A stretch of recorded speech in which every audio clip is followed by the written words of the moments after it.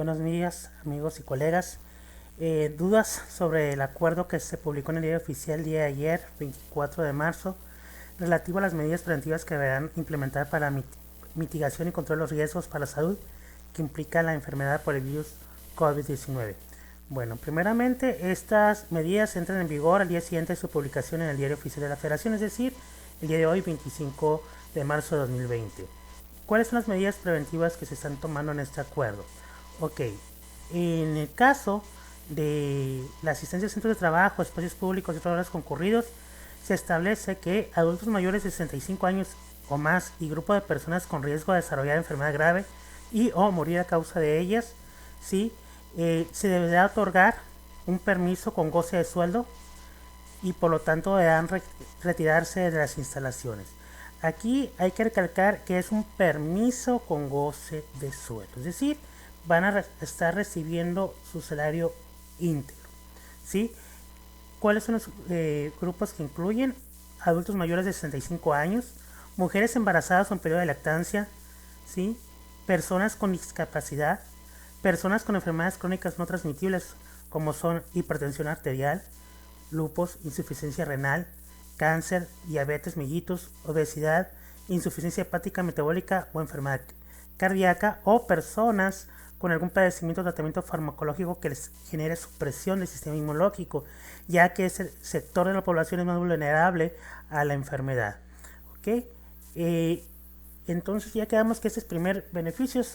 Todo este grupo de personas tendrán que retirarse a sus casas y los patrones tienen la obligación de seguir pagando su sueldo íntegro porque se considera un permiso con goce de sueldo, ¿sí? Y también se suspenden temporalmente las actividades de los sectores públicos, social y privado que involucren concentración física, tránsito o desplazamiento de personas del 24 de marzo y hasta el 19 de abril de 2020. En el caso del sector público, los titulares de las áreas de administración y finanzas, ¿sí?, determinar las funciones esenciales a cargo de esa institución cuya continuidad deberá garantizarse conforme al párrafo anterior. Ahora, ¿qué pasa en el sector privado? En el sector privado, este acuerdo establece que dan laborar las empresas, negocios, establecimientos mercantiles y todos aquellos que resulten necesarios para hacer frente a la contingencia. De manera de iniciativa se establecen hospitales, clínicas, farmacias, laboratorios, servicios médicos, servicios financieros, telecomunicaciones, medios de información, servicios hoteleros, restaurantes, gasolineras, mercados, supermercados, misceláneas, servicio de transporte y distribución de gas. Y dejen claro que eso siempre y cuando no correspondan a espacios cerrados con aglomeraciones.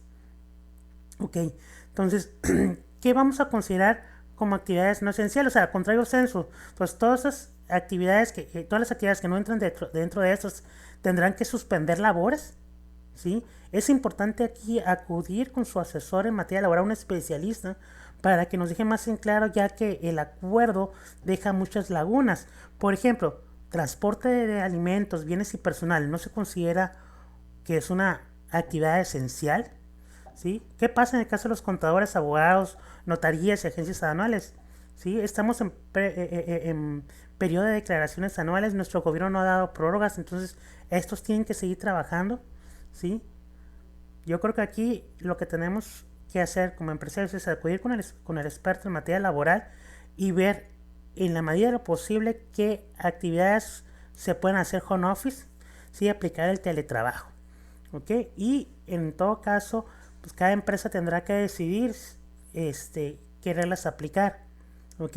En algunos casos, por ejemplo, en el caso de restaurantes, hay ya estados y municipios que han tomado medidas para cerrar ese tipo de establecimientos. Entonces, como que una cosa se contrapone a otra. Creo que aquí hay una falta de coordinación tremenda, ¿sí? Y entonces, pues vamos a tener que ir viendo de la mejor forma de aplicar estas medidas, ¿sí? Ahora, aquí hay una situación. El decreto dice que las relaciones laborales se van a mantener y se van a aplicar conforme a contratos individuales, colectivos, contratos de ley o condiciones generales de trabajo que correspondan durante el plazo a que se refiere el presente acuerdo y al amparo de la Ley Federal de Trabajo y la Ley Federal de los Trabajadores al Servicio del Estado. Ok, entonces, sí, quiere decir que al momento este acuerdo publicado de ayer no se trata entonces de una suspensión colectiva de labor, o sea, no se está cumpliendo con lo que establece la Ley Federal de Trabajo con una contingencia sanitaria, ¿sí? Hay que decir que la fracción cuarta del artículo 429 de la Ley Federal de Trabajo establece que el patrón está obligado a pagar a sus trabajadores una indemnización equivalente a un día de salario mínimo para general vigente por cada día que genera suspensión de labores sin que esto pueda exceder de un mes. Esto en base a una suspensión de labores derivado de lo que es la declaración, ¿sí?, de una contingencia sanitaria. ¿Sí? Entonces, este acuerdo no está tomando en base a la Ley Federal de Trabajo, o sea, no se está estableciendo causa de suspensión temporal de relaciones de trabajo en base a la contingencia sanitaria. ¿Sí? Entonces, aquí está claro que en todo caso, salvo que en esos contratos se establezcan situaciones de este tipo, el patrón estaría en la obligación de estar pagando sueldos y salarios, lo cual en estos tiempos creo que a veces va a ser imposible, porque si no hay ventas, no hay ingresos, ¿de dónde van a pagar los sueldos los empresarios? ¿Sí? Los patrones sabemos que están haciendo un esfuerzo por mantener las fuentes de trabajo. Sabemos, por otro lado, que los trabajadores también necesitan de recursos para poder sobrevivir, entonces se necesita llegar a un punto medio en ese sentido, y como les digo, acudir con un asesor laboral, un experto en materia laboral, para ver cuál es el alcance de este acuerdo. Por ello, no es igual una suspensión laboral generalizada a que solamente se restrinjan actividades, ¿ok? Entonces sí hay que tomar en cuenta esto. En el caso siempre los particulares son los que toman la batuta, ¿no? En grandes desastres naturales siempre los particulares son los que han apoyado a la población más que el gobierno, porque a diferencia de El Salvador, donde ya hay una suspensión de pagos de rentas, de créditos, de facilidades, aquí en México todavía no tenemos esas facilidades. El día de ayer, la Asociación de Bancos de México presentó un documento donde se establecen diferentes medidas, ¿no?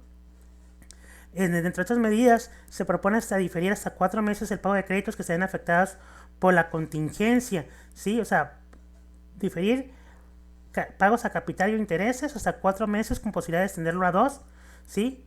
Para poder congelar en algunos casos los sin cargo de intereses, ¿sí? En el caso, por ejemplo, de renegociaciones también se va a permitir en ciertos aspectos.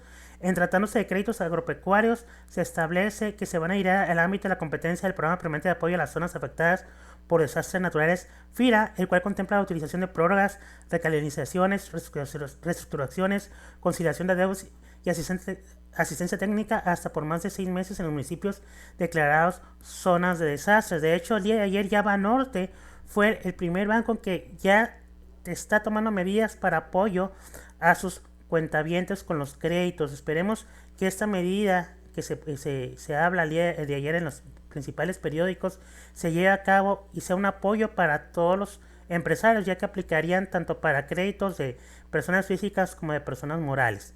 Hay que estar en espera de esas medidas y estar en comunicación con los bancos para acceder a esos apoyos. Ahora, ¿qué podemos hacer entre particulares? Aquí es algo que ya nos venían diciendo muchos expertos en finanzas, ¿sí?